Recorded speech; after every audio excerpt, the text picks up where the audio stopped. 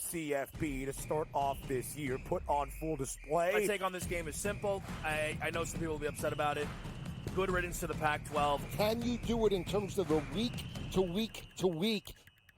I don't see a pathway for this team to miss the college football playoffs. We want to make sure you have those best bets in the entirety of our betting cards. That was Lincoln! But he had that program was already going there! Only on SportsGrid. Tatum has fixed that hitch. He now shoots it at the top of his jump. His release is really pure. And right now he's shooting it at 49% from three. Now, I'm not saying he's going to shoot at 49% from three for the season. But if he's at 42.3%, Lord have mercy, look out below. Jason Tatum, right now, my number 6 player in the NBA. Betting above the rim. Only on SportsGrid. Right here with you on Pro Football Today on SportsGrid. Odds in motion, trying to see what lines have moved throughout the week. Never felt more comfortable in this set than I do for this year. I am ready. I'm just getting angry. The hot takes are going to be here all long, people. What in the world is going on in Miami, Dom? It's not particularly anything to shy away from just because many people are on top of it. Hot take, hot take. I think this line is asking you once again to take New Orleans. Pro Football Today. Only on SportsGrid. Are you okay with him moving to the head of the class of the Heisman with those two games? Because he wasn't even in the discussion before those two games. This is a big opportunity for Dylan if he wants to continue to make his case for the Heisman Trophy, and I think he's shown that. I mean, what is he, a 6-tier player who's going to probably end up setting most of the passing marks because he's been around for so long? So why not also throw a Heisman Trophy in the mix? Pharrell Coast to Coast. Only on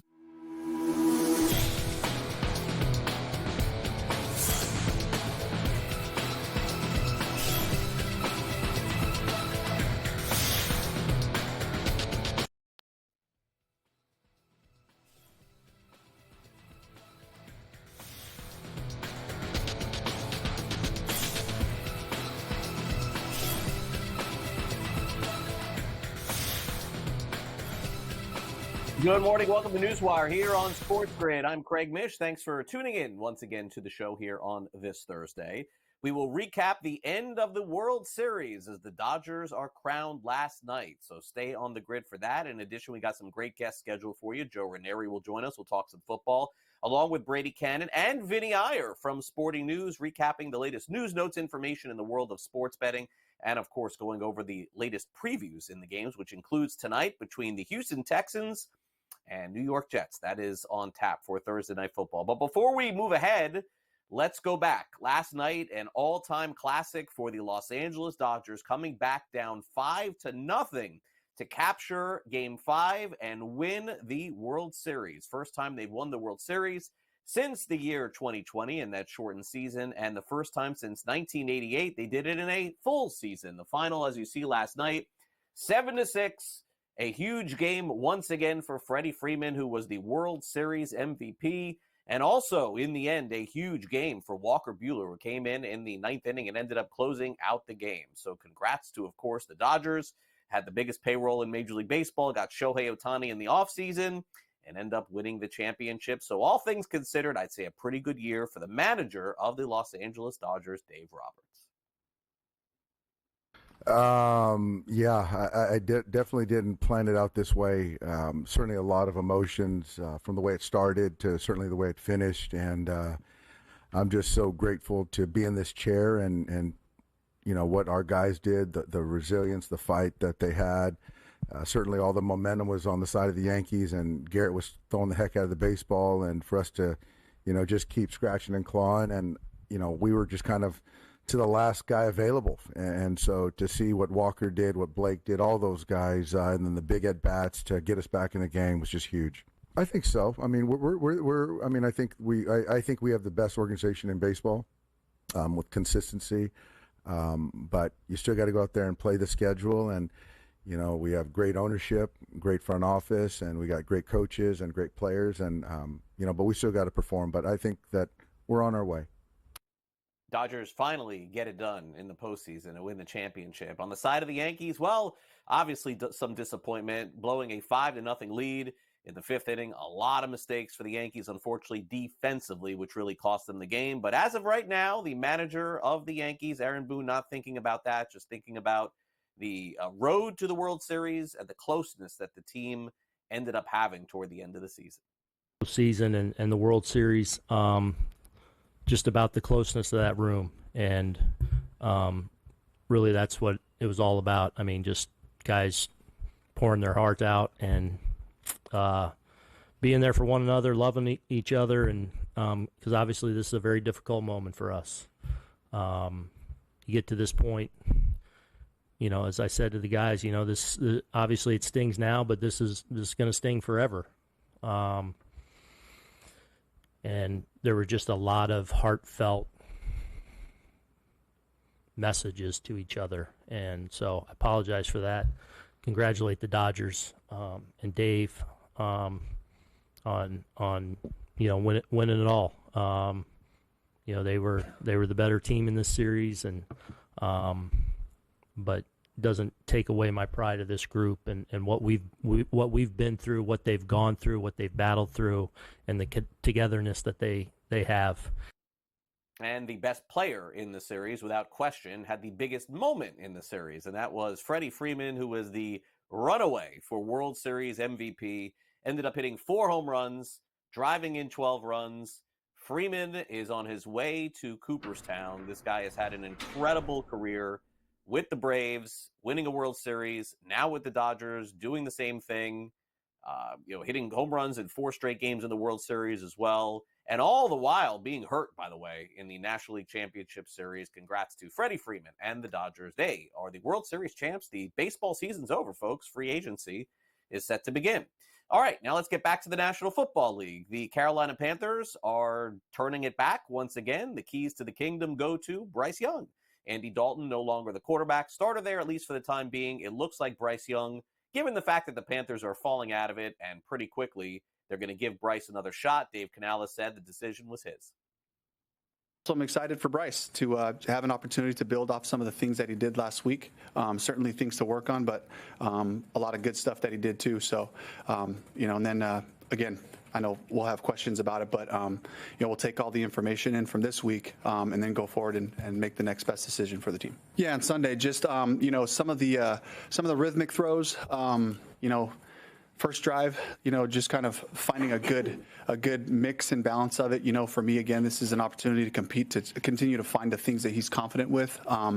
He found some nice completions, throughout here and there, and then finished with the really nice drive that I thought was, obviously the game was out of hand, but at the same time, we were competing, to find wins in those moments. And, I just thought that was, good stuff. And then, to have the continuity of one week to the next, getting in and out of the huddle, and to feel that rhythm, that it takes to be successful. So I'm excited for him to get out there and have another opportunity. All right, speaking of other opportunities, the New Orleans Saints were the toast of the town after 2 weeks in the NFL. They're scoring 40 points a game. They're undefeated. They haven't won since. Derek Carr, boy, they need him back. He's been hurt, missed the last 3 games. The oblique injury seems to be a thing of the past. The Saints have played awful over the last month and a half. Tonight in Thursday Night Football, the New York Jets, 2.5-point home favorites against the Texans. Total 42.5. Texans suffering some pretty significant wide receiver injuries. Out is Nico Collins, out Stephon Diggs. Lamar Jackson, meanwhile, missed Wednesday's practice with some back and knee issues. Expected to play this week, but did not practice, as I just mentioned. And Steichen, the head coach of the Indianapolis Colts, says Joe Flacco is their new starting quarterback moving forward, not just this week. All right, funny college football story this week. If you were near a college football game and you tried to dial in to listen to some of the broadcasts between the coaches and the quarterbacks inside the helmet, you may have been able to hear it, and that is a big problem. Right now, college football is looking into the communications that are on unencrypted frequencies, and they're saying basically that they have to get this figured out before this coming week. They're asking to receive some of the frequency information, so this way nobody in the public can hear them. In addition, teams on the other side can hear them as well. Drew Aller appears to be a full participant in this week's practice for Penn State. That's good news for them as he gets ready to go. And also in college football tonight, Charlotte, 14.5-point underdogs, plus 400 on the money line, They will take on Tulane, who scores at will and gives up a lot of points as well. High total in that game. All right, unfortunately for Alonzo Ball, he's going to be out again. He's got a grade 1 or 2 wrist sprain. And for the Chicago Bulls, they'll be looking for some answers, probably be out at least 10 days. Scotty Barnes, meanwhile, scary moment up against the Denver Nuggets. He was struck by Nikola Jokic while going for a rebound late in the fourth quarter against them, and he was diagnosed with an orbital fracture.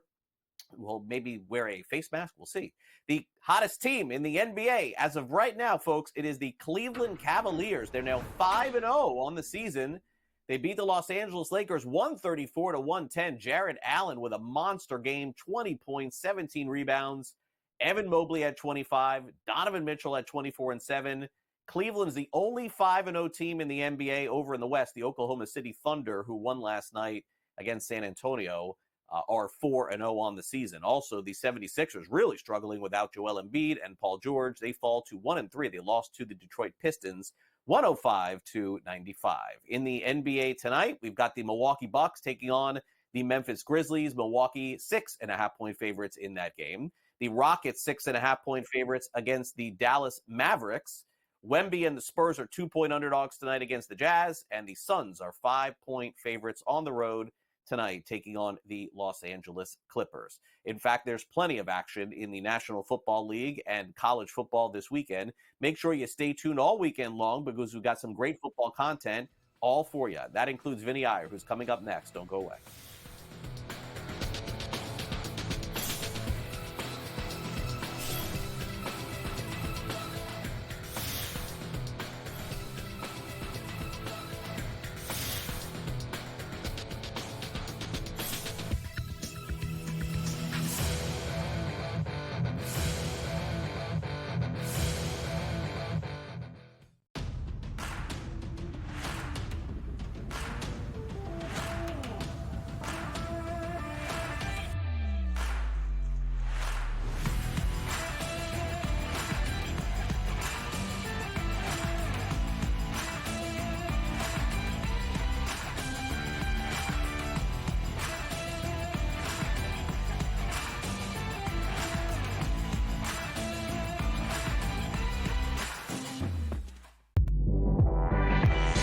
Did they talk about the play they ran at the end of the game when it was the worst flare screen I've ever seen in the history of basketball? No. See, here's what you got to do, Sherwood. I respect you. You're fantastic.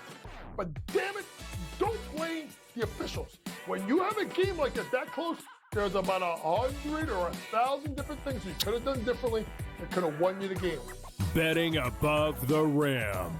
Only on SportsGrid. I tend to do this a lot, by the way. I do it more in baseball, but the anytime home run, where I make like 4 players hit home run. I call it covering the board.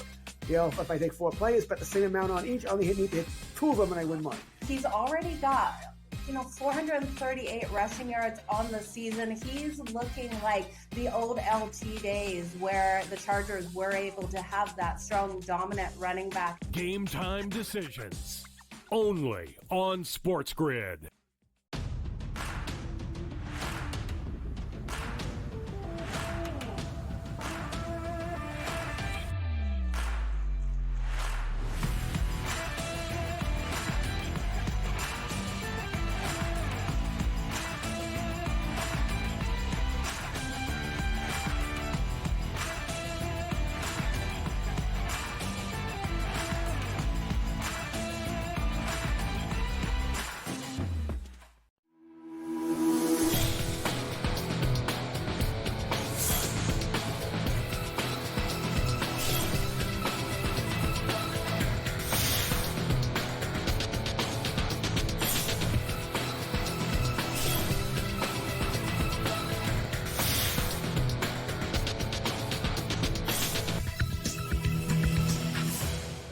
Football's back tonight in the NFL. Let's get a preview of the game and look ahead to some of the games this weekend. Vinnie Iyer is back with us from Sporting News. Vinnie, great to have you back here on NewsWire. I know that this point spread here caught a lot of people by surprise with the Jets being favored over the Houston Texans, which tells me it's the Jets tonight.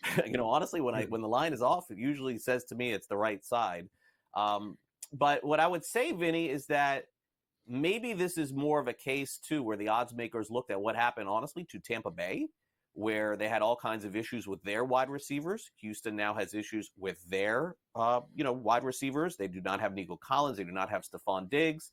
And by the way, Houston has played close in every football game, more or less, this season. They haven't blown anyone out, and they don't get blown out. So I guess check back in the fourth quarter when the game is tied. Yeah, I mean, the Texans have got to 6-2. They are the number 2 team right now in the AFC, but you're right. They haven't been all that impressive putting away teams. They've played a lot of close games. They've lost a few close games. So the Jets are going to have to win it probably by that margin. There are 3 points to take care of their side here. I do look at the Texans, however. C.J. Stroud has been struggling for a lot of the games, and it was before even these wide receiver injuries have mounted. So they're going to try to ride Joe Mixon as much as possible. The Jets need to ride their running backs as much as possible with Breece Hall and Braylon Allen. So it really comes down to, does this Texan secondary, who's given up a lot of points and yards to wide receivers, do they contain Garrett Wilson and Devontae Adams? That's what it's going to come down to here, because I think the Texans have actually become a running team from last year. I mean, you had C.J. Stroud on pace to throw the most passing yards in the league last year. Now they've pivoted to Joe Mixon kind of being the centerpiece of the offense. Yeah, and Mixon's come through for them. And so, again, with some of the props tonight, we could take a look at the Jets ones real quick. Rodgers is 233.5. Adams, who is, honestly just not done very much. Some speculation that they traded for him and then maybe they would trade him next week. Who knows? Garrett Wilson, 59.5. Breece Hall had a nice game last week, 66.5 rushing yards. Their team total is 21.5. Last week, Vinny, was for the Jets in terms of like all these offensive players was like, if it's not now, it's never going to happen. So I'm not going to do that again tonight. Their season is pretty much done. But I would expect a better performance tonight. I just don't know what we're going to get out of the quarterback, and that's really the main issue for me.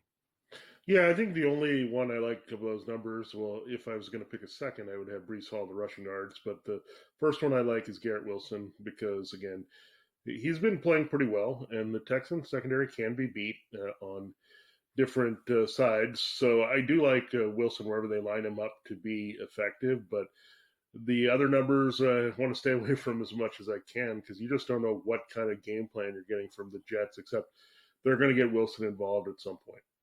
Yep, I think that's fair. All right, so the Cincinnati Bengals, with a shot to jump right back into the AFC picture, really hurt themselves last week in that loss to Philadelphia and really got clobbered in the second half of that game.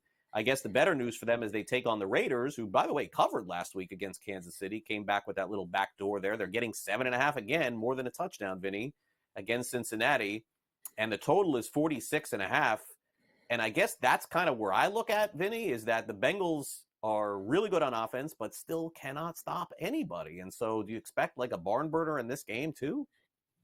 Well, I think the Bengals, they know how bad they've been at home this season. They've been unreliable here in any matchup at home, just straight up. They haven't been able to win. So when you look at the Raiders, I mean, they're really dependent on the running game. The Bengals' goal here is to get up and get ahead and put the Raiders in uncomfortable situations. That's how the Bengals are kind of built here. So I think you could see a very big game from Joe Burrow and the Bengals offense, but definitely giving up some yards and points on the other side to the Raiders here. So I expect a somewhat high-scoring game, but I think the Bengals will pull away. I think it's going to be really hard for the Raiders to consistently stop the Bengals anywhere on the field. Yeah, they had a hard time stopping the Chiefs, but just kept driving down the field and scoring. All right, let's go to the next game here. Let's do Cowboys Falcons here. And boy, you talk about the Atlanta Falcons not knowing. Vinny, I got no clue here. 2 weeks ago, the Falcons were at home, very similar spread, taking on the Seattle Seahawks, got absolutely crushed. Then they go on the road, they take on Tampa Bay, they win. They're back in the spot again, 2.5, 3-point favorites against the Dallas Cowboys. Total of 51.5. Is this the week they take that step to where we can really believe in them? Because it feels like just when we're about to do that, they lay a clunker. Yeah, I actually do like the Cowboys going in and winning because this is an okay matchup for the Cowboys because the Falcons will take away the run. They don't care. the Cowboys will just pass most of the time, and I think you'll see Dak Prescott well protected. There's not much of a pass rush on the Falcons' side here, so they don't mind getting pass happy and abandoning the run because they can't run the ball. Well, the Falcons will try to stay in the game with the run, and there's some better news here for Dallas with Deron Bland on the back end. The Falcons tend to abandon the run a little bit too early with Kirk Cousins. It's not a game you want to do that. You want to stick with it against the Cowboys because that's where they've struggled most, but what's going to happen here is at some point it's going to turn into a pass-happy affair on both sides, and the Cowboys are better equipped to stop the pass than the Falcons. So that's why I like Dallas in this game. Again, it kind of lines up where their strength is better than the Falcons' weakness. We need some Dallas wins before Thanksgiving, Vinny. I cannot deal with these bad Thanksgiving Day games, man. I need 3 good games on Thanksgiving Day. By the way, Kirk Cousins, 2,100 yards, 14 touchdowns, 7 interceptions. Dak Prescott this season, 1,800 yards, 10 touchdowns, 8 interceptions. The Falcons have hit the team total on the over 6 of their last 9 games at home. Vinny, let's end with this. If it is not the Chiefs, who are undefeated this season, if it's not the Chiefs winning the Super Bowl, who has emerged for you as their biggest challenger? Well, they might have to wait till the Super Bowl itself with the Lions. So the Lions are just looking great right now. And we know the Lions could get Aiden Hutchinson by that point, but I think the Lions are the class of the NFC at this point with everything breaking down. So they might actually have an easier path to the Super Bowl in the end that we didn't expect. Well, I think the Bills and the Ravens and some other teams could give the Chiefs a little problems when we get down the line. Yeah, halfway through the NFL season. Vinnie Iyer, thanks again for coming on. All right, thanks, Greg. We'll be right back.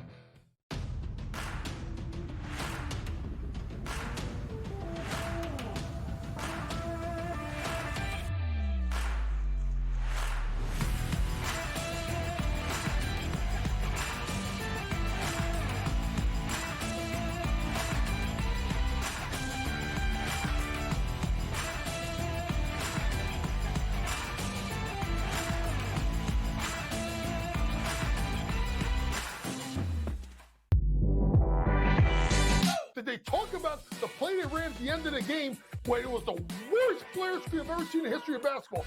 No. So here's what you got to do, Sherwood. I respect you. You're fantastic. But damn it, don't blame the officials. When you have a game like that close, there's about 100 or 1,000 different things you could have done differently that could have won you the game. Betting above the rim. Only on SportsGrid. I tend to do this a lot, by the way. I do it more in baseball with the anytime home run, where I may play 4 players hit home run. I call it covering the board. You know, if I take 4 players, bet the same amount on each, I only need to hit 2 of them and I win money. He's already got, 438 rushing yards on the season. He's looking like the old LT days where the Chargers were able to have that strong, dominant running back. Game time decisions. Only on SportsGrid.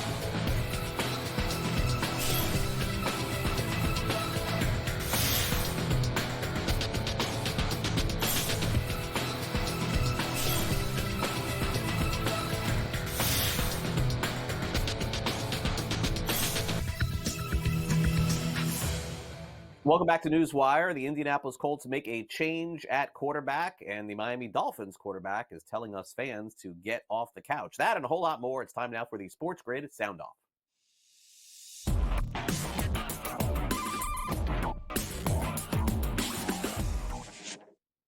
All right, quite the bit of controversy with the Indianapolis Colts this past week. Before they made a quarterback change, Anthony Richardson, the quarterback of the Indianapolis Colts, made a change of his own.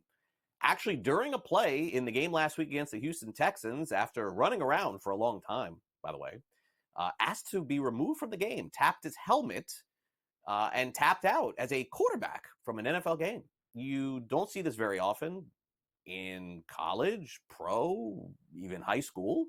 But needless to say, it was the move that he made, and it seems to be regrettable, again, as the quarterback of an NFL team. And when Richardson spoke about it with the media this week, he certainly showed remorse for trying to be removed from the game. Regarding that play, I know I can't do that as a leader, especially as a quarterback of this team, and especially just as a football player in general. I can't necessarily just bring myself out of the game like that, especially in key moments like that. But, you live and you learn. You just got to, grow from it. And Joe Flacco will now take over as quarterback indefinitely of the Indianapolis Colts. But in this world of social media and this day and age of being first, it looks like the Indianapolis Colts players didn't know that Flacco was the starter this week until they went on social media and found out. Their great wide receiver, Michael Pittman, apparently was one of those people that spent time online and was alerted that he had a new quarterback this week online and not from the coach. Well, I first found out through social media, but then I messaged somebody from our front office to see if it was confirmed, and that it was. And then how were you formally told, I guess? Well, everybody's seen it, so we haven't necessarily talked about it, but everybody kind of knows. Obviously, we've had walkthrough and team meetings, and so it's not like it's a secret now. In this day and age of finding out on social media, happens now all the time. Players being traded, cut, benched, started. Seems like that is not the wave of the future, but is the wave of now, without a doubt. All right, last week, the return of Tua Tagovailoa did not go as planned. Went pretty well offensively for them, but they ended up losing in the end on a field goal to the Arizona Cardinals. But there was a play in the game where the Dolphins were near their own end zone, and a snap was mishandled. Tua had to kick the ball out of the end zone or slap the ball out of the end zone to avoid a touchdown, and ended up being a safety. Maybe a communication issue with the center and quarterback, but a spicy Tua Tagovailoa talked about what happened. You just got to work through all of that. Sometimes that's just the cards that you're dealt with as a team. It's not an issue for me. It's an issue for us as a team. That's how we win games. I can't go play defense. Jalen Ramsey can't come play offense. That's just how it works, right? So this is the cards that we're dealt with. We got to stick together as a team.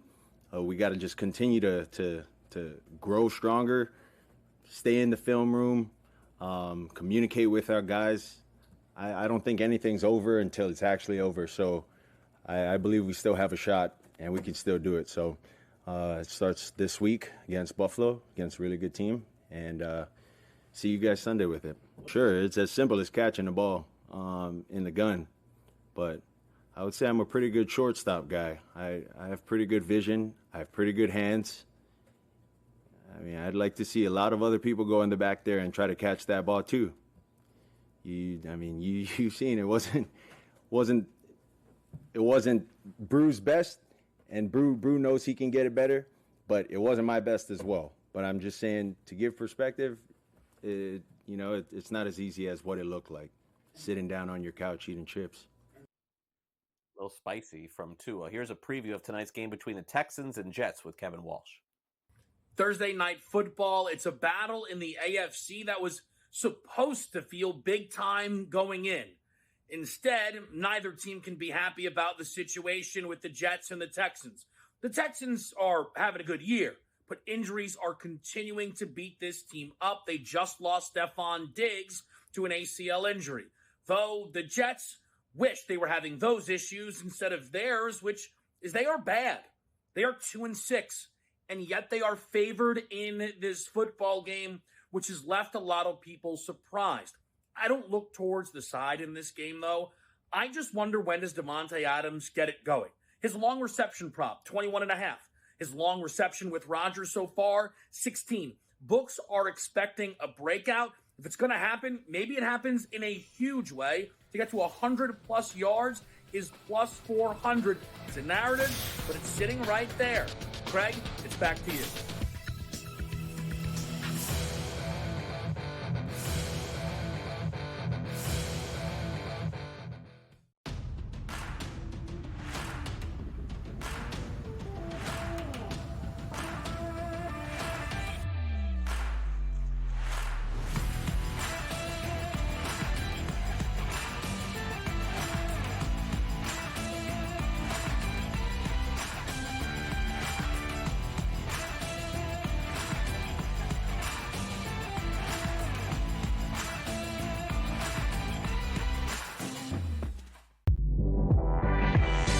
Did they talk about the play they ran at the end of the game when it was the worst player screen I've ever seen in the history of basketball?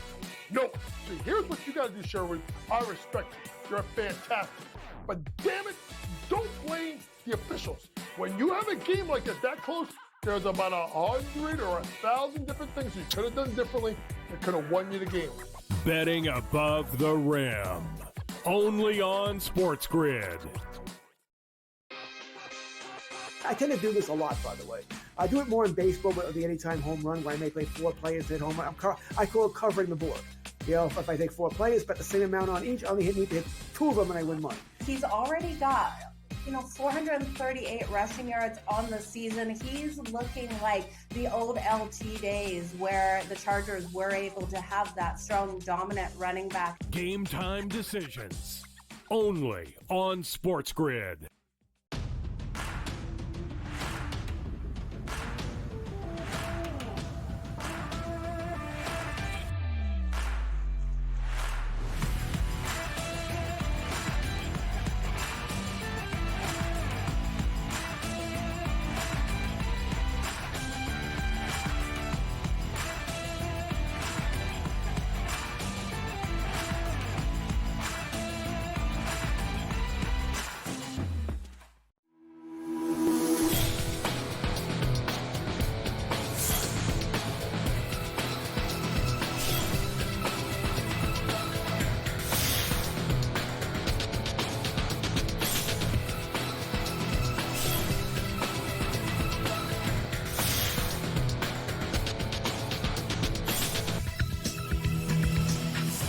Welcome back to NewsWire. Always fun to have my old buddy, Joe Raineri, here on NewsWire on the show. Joe and I go way back hosting shows here on SportsGrid and Fantasy Sports Today.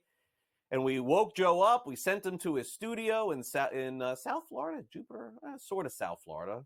Either way, Joe and I are neighbors, so to speak. And what do neighbors do? They talk about sports. So, Joe, welcome back to the show. What's going on? Absolute pleasure to be with you, Craig. Always a pleasure, and I will not have to be tortured by watching the Yankees anymore. So it's actually a good Thursday, my friend. Yeah, I agree. I think Cleveland would have given them a better fight in the World Series. I think the more sound team to me. But either way, yep. Let's get to tonight's Thursday night football. Texans and Jets. I know the story of this game is the strange line where the Jets are favored, and usually that means that that's the right side. I don't know if you feel about that way tonight, but needless to say, Jets have played pretty much awful all season. Houston has been eking out these strange wins. So if I had to make my prediction, Joe, I will check back in the fourth quarter. It'll be a 1-point game or tied, and someone will kick a field goal to win. Who will that team be? Yes. Yeah, well, that's great. So I go from my Yankees to the Jets, and I want to throw up just like that, Craig. We have a problem here, Houston, and it's not actually the Jets that are the issue in this game. I think it's Houston. And don't forget, this line opened up as the Texans being a favorite, but was quickly bet to the Jets. So a lot of money came in, and I get it. This is a terrible scheduling spot for the Texans. They're playing their 4th game in 19 days, 3 of them on the road. They just won maybe the most important game so far in their divisional rival against Indy, which is important for their ability to be able to win that division. They're missing their top 2 wideouts. The offensive line is injuries. They can't protect anybody. So there are much more things to be worried about than the laughingstock New York Jets. in this game. I don't like Stroud on the road. We saw this game last year, Craig, when everything was rolling for Houston, and they lost to Zach Wilson 30-6. Yep. Hassan Reddick's got another game now and a week of practice under his belt. I think the pass rush will be too much for Stroud. And yes, this is the buy low spot on the New York Jets. As much as it hates me to admit that, the Jets are the buy spot here on a short week at home. It's a better spot for them, and it's a more important game to the Jets in the long scheme of things here than Houston, who already has, what, a 2-3 game lead in their division? Yeah, it feels just like the Rams did a week ago. It was a strange line, too, and, the Rams, it was like, how are they dog? Whatever, and it ended up working out that way. All right, so Carr is back for the Saints.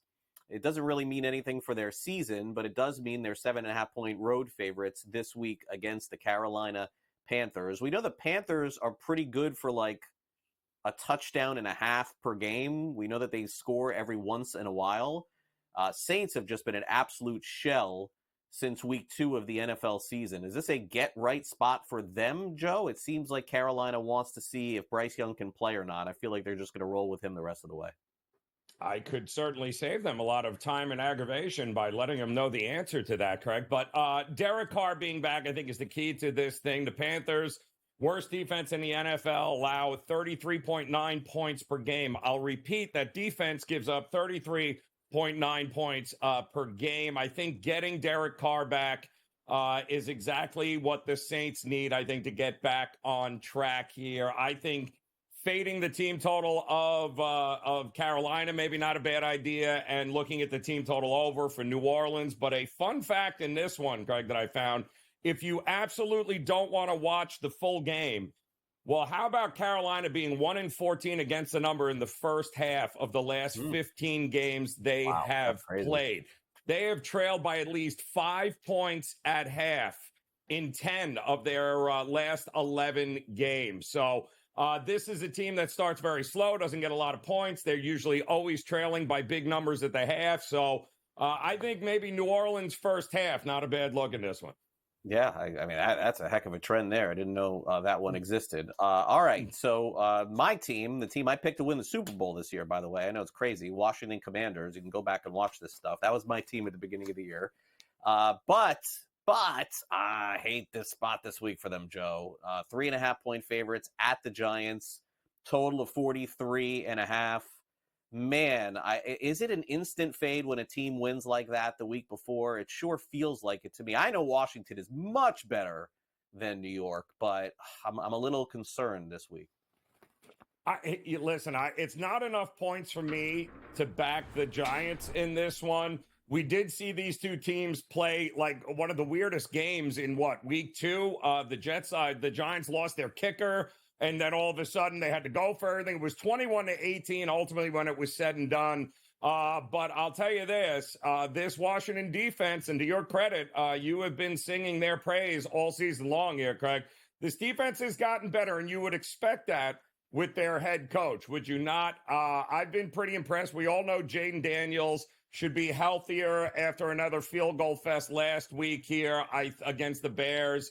I do think the over is a way to look at this game at 43.5, 43 being a pretty key number in totals in the NFL. But I do think we could expect to get more points in this game. Washington didn't have an answer for Neighbors in the first game. I don't think they're going to have an answer for him in this one either.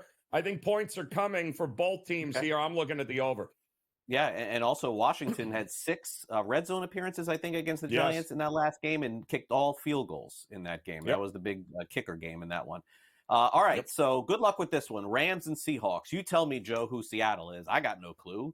They go to destroy Atlanta on the road. They get destroyed by Buffalo. They're road or home dogs this week against the Rams, who, again, that's a team that's coming off a big boost. 48.5 is the total there. Coin flip game for me, Joe. I'm staying away. How about you? It's tough here, but I can only look at the Rams here. I think the value is on the Rams here because of the inconsistencies and the Geno Smith problem that Seattle has. I don't like Seattle having to play from behind because then they get away from what they do best, which is run the ball. Not to mention Sean McVay has pretty much dominated this division and this team here. I think he will carve up Mike McDonald's. And when he did, quite honestly, even a year ago when he was the defense coordinator of the Ravens, right? We've seen what McVay is capable of doing, especially against the Western Conference. And Seattle, what happened to the 12th man? They're 1-5 against the number. They've covered just once in 5 home games here. The Rams' young defensive line, healthy finally, starting to put it together. Stafford versus Geno, I'll take Stafford at this price any day. All right, Jaguars at the Eagles. The Eagles are late bloomers. In every game they play, they don't score at all in the first quarter. In fact, they haven't scored a point all season. And then all of a sudden, they pick it up in the second half of the game. Jaguars last week, this is why I think this line is fascinating. I think, Joe, they may be giving the Jaguars too much credit because of that catch that Ingram made in the end zone to tie that game against Green Bay. You know, he drops that ball. Green Bay wins. We're not even talking about a close game last week. The Packers win, cover very easily. I don't know. I don't think I can back Jacksonville here. I hate laying points like this, but Jaguars to me are not playing for much. No, they're not. And also, how are the Jags going to score any points? That's my problem here. They have no receivers left. As it is, the offense was suspect at best.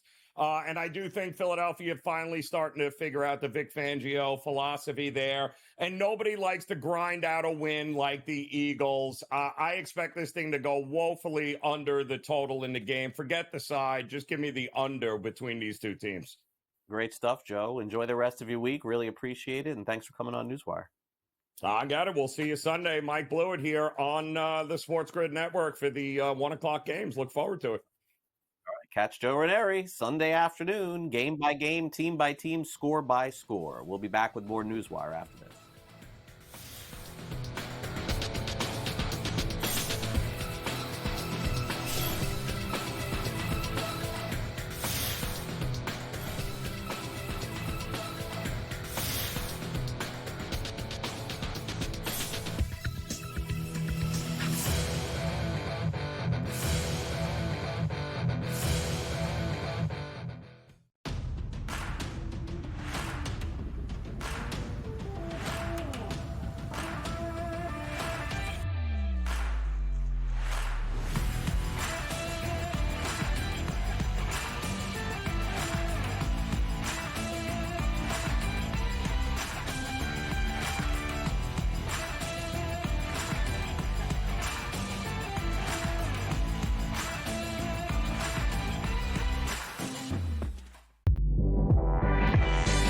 They talk about the play they ran at the end of the game when it was the worst player screen I've ever seen in the history of basketball. No. See, here's what you got to do, Sherwood. I respect you. You're fantastic. But damn it, don't blame the officials. When you have a game like that close, there's about 100 or 1,000 different things you could have done differently that could have won you the game. Betting above the rim. Only on SportsGrid. I tend to do this a lot, by the way. I do it more in baseball, but the anytime home run, where I may play 4 players at home. I call it covering the board. You know, if I take 4 players, bet the same amount on each, I only need to hit 2 of them and I win money. He's already got, 438 rushing yards on the season. He's looking like the old LT days where the Chargers were able to have that strong, dominant running back. Game time decisions. Only on SportsGrid.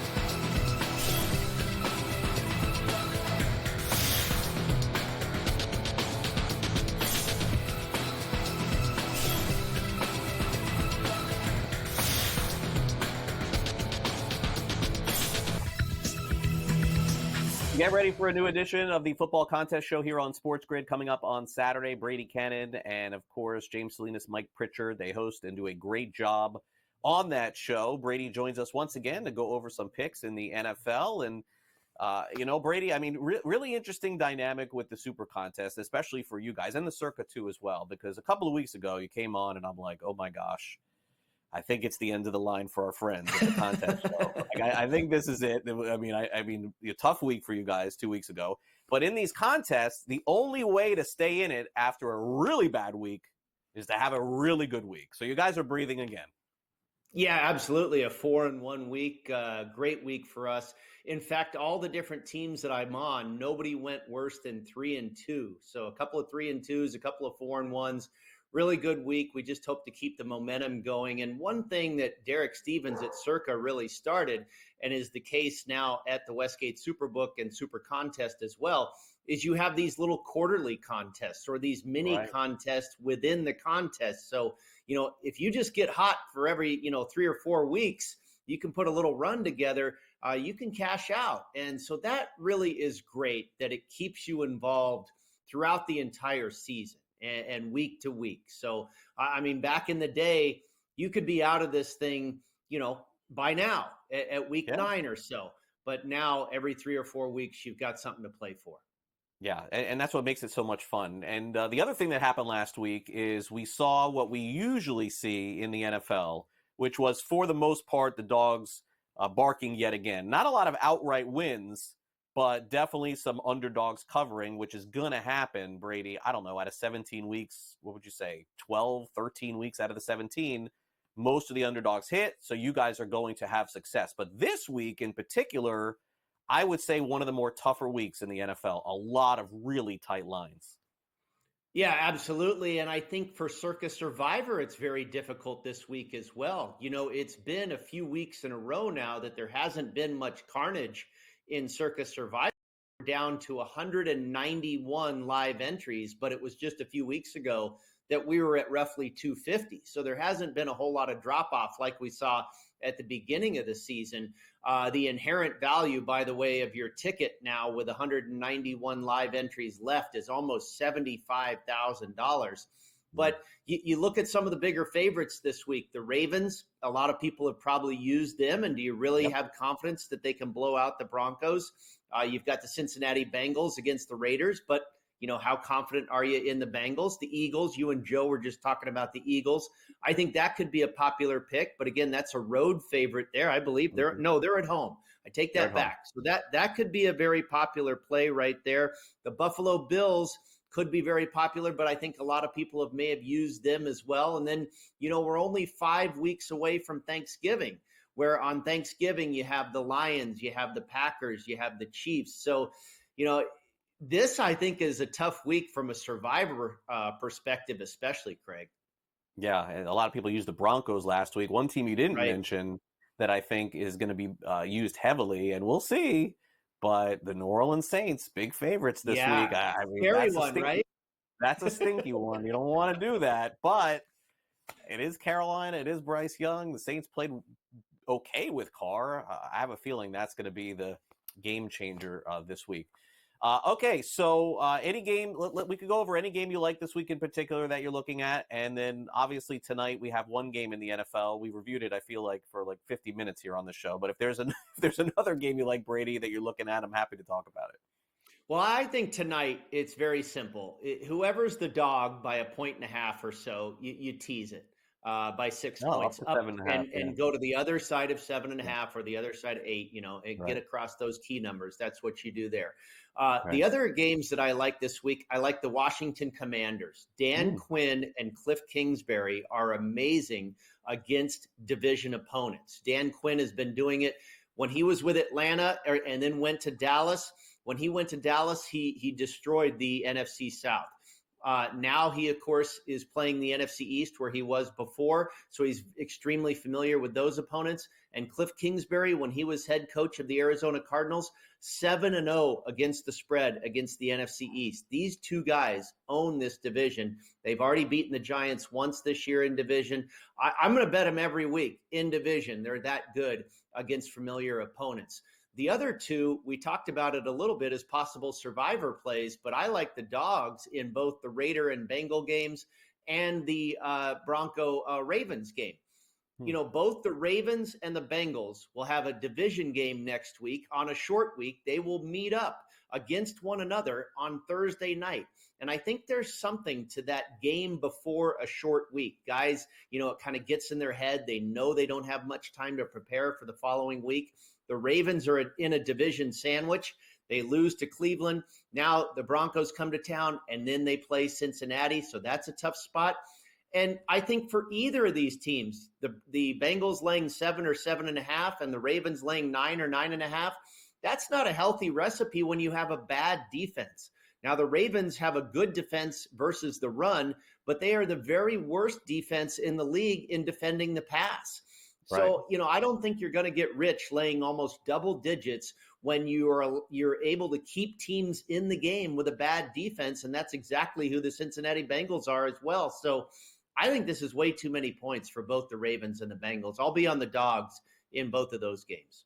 Yeah, I mean, look, we have to have a short memory in the NFL. It's a week-to-week league, but the Bengals couldn't stop the Carolina Panthers a few weeks ago. Like, their defense is horrible. So, I mean, the Raiders backdoored Kansas City last week. Giants, yeah. They haven't stopped anybody all season long. Real quick, Brady, let's talk halfway through the season contest strategy. Now that you guys have jumped back in this thing with a chance to cash, I know it's an uphill battle, of course, just given what's happened. Is it contrarian time for you guys yet? It felt like last week you guys went with the absolute teams you wanted to win and didn't even think about anything else. We did, and I think we're probably going to employ that same theory unless it all goes south this week. Then we may have to change our tune. But no, for now, I think we just want to try and continue to grind out some winners. It is the halfway point. We're just fine. We're above 500 as far as, in the standings. So, yeah, same plan going forward for now. All right. Enjoy. Good luck, Brady. Thanks again.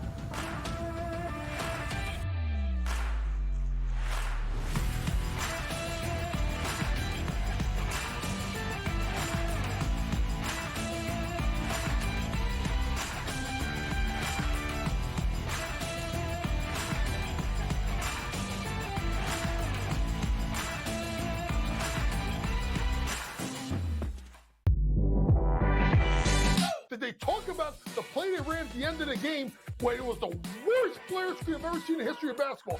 No. So here's what you got to do, Sherwood. I respect you. You're fantastic. But damn it, don't blame the officials. When you have a game like that close, there's about 100 or 1,000 different things you could have done differently that could have won you the game. Betting above the rim. Only on SportsGrid. I tend to do this a lot, by the way. I do it more in baseball with the anytime home run, where I may play 4 players at home. I call it covering the board.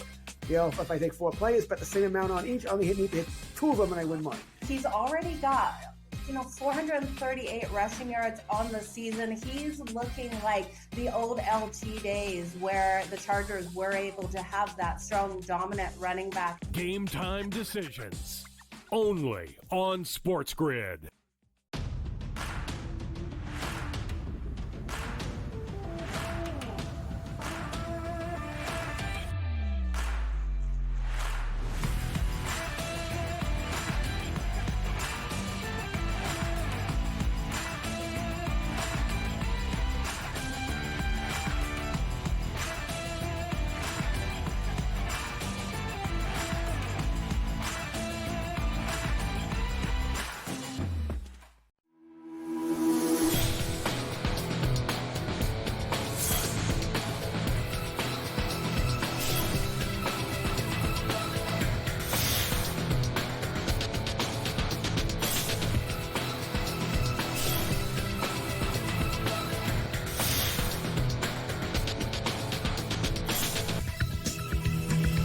Welcome back to NewsWire here on Sports Grid. We put a bow on the Major League Baseball season. And, of course, happy Halloween to everybody watching out there tonight. It's time now for Last Licks.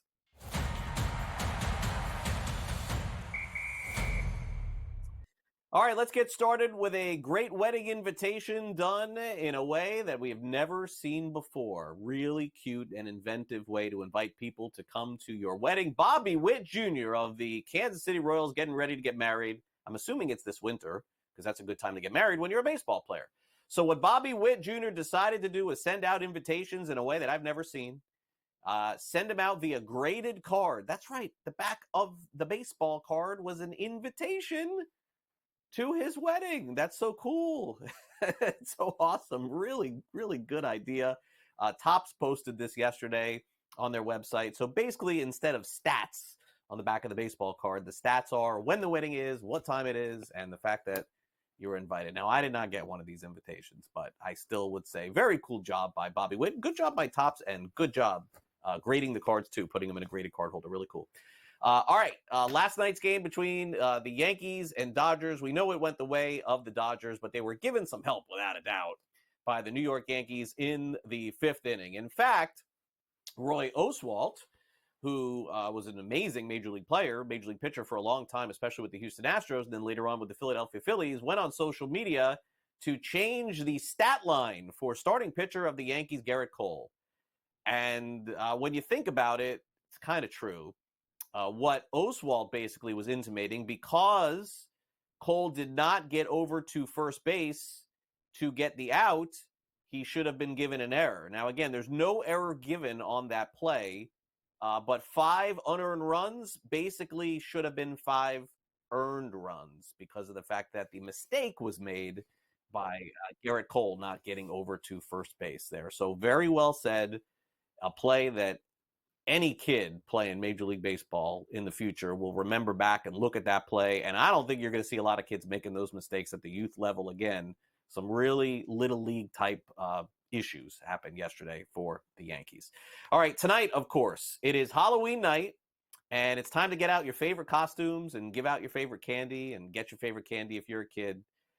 Joe Burrow, of course, NFL quarterback with the Cincinnati Bengals. I never thought that he had a doppelganger, as they say.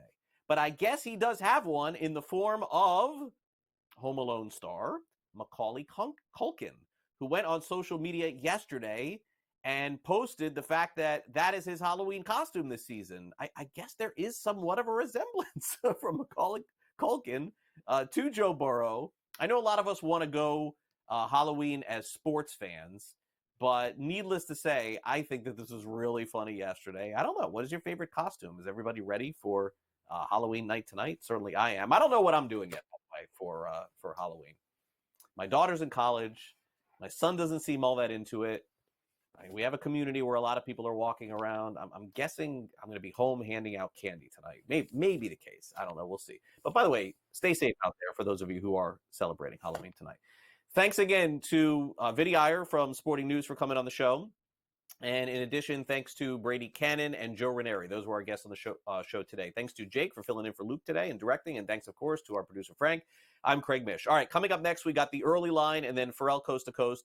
Don't forget, later today, plenty of great college and pro football action to preview. We've got Game Time Decisions, Pro Football Today, In-Game Live Pro Football Today, and then after the game, we've got Pro Football Today post-game. So make sure you stay on the grid for the rest of our programming that is coming up later today exclusively here on SportsGrid. And for those of you who are getting ready to get you all set for fantasy football, you can catch my show with George Kurtz Saturday morning and Joe Pisapia and Matt Stryker on Sunday morning as well. Also, don't forget to download the SportsGrid app. It is available right now for Android and iTunes. Just take out your phone, download the app. You can learn all about our programming and expanding in a very big way in the gaming space.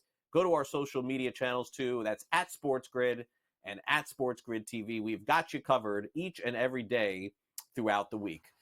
In terms of the National Football League this week, you can catch our Pro Football Today show on Sunday and all of our fantasy programming this weekend as well. Have a safe and happy Halloween out there. Hope you get a lot of candy. Don't eat too much. and throw it away, by the way, by the time like Thanksgiving comes around. That old candy is not good for anyone. See you tomorrow.